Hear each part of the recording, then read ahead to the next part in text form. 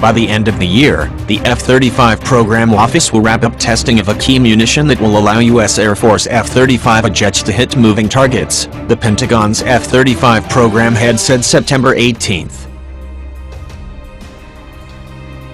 The director of the Air Force's F-35 Integration Office told Defense News in February that the service hoped to integrate Raytheon's GBU-49 munition into the A model's weapons loadout in time for full combat capability. Without it, the service would be left dependent on a range of munitions without lead laser capability, which allows the weapon to calculate the path of a moving target. GBU-49 has that ability built into its front end, while the F-35's other munitions require that a pilot estimate where a target will move and aim there.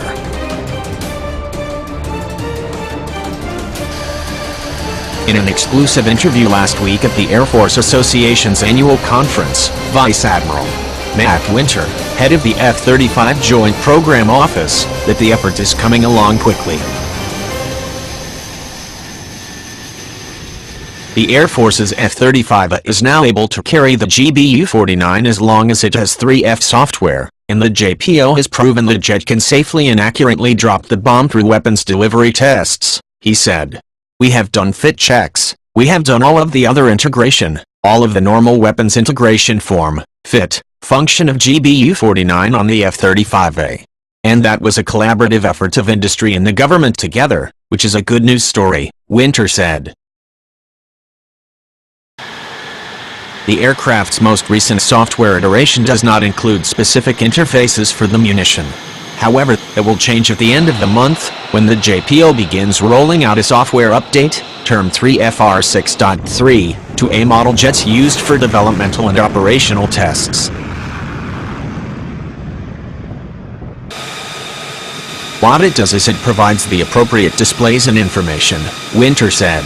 Right now, when you carry a GBU-49, it shows GBU-12 in the cockpit because the weapons are basically the same in terms of size, weight and flight characteristics. Now the software will provide GBU-49 indications and the airplane knows it's a GBU-49, that way you know you're probably going against a moving target, he added.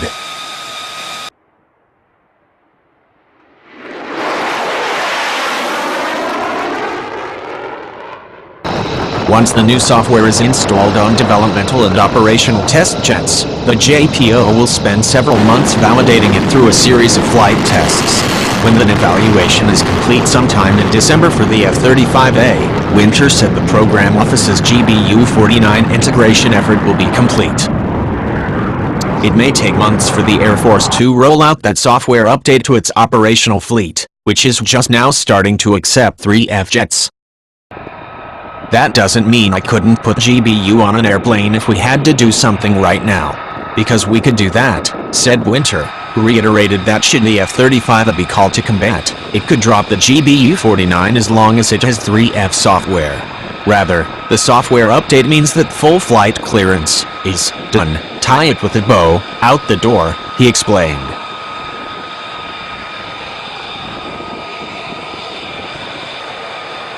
During a February interview, Brig General Scott Lewis, then director of the Air Force's F-35 Integration Office, said the F-35's ability to hit moving targets would become vitally important as the Joint Strike Fighter moves from its development phase to operational use.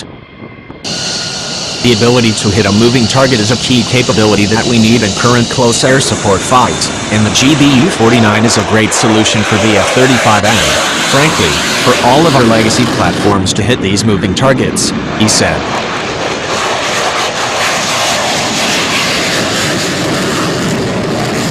When the F-35's requirements were first formed, the Defense Department intended for the Joint Strike Fighter to drop cluster munitions to be able to hit moving targets.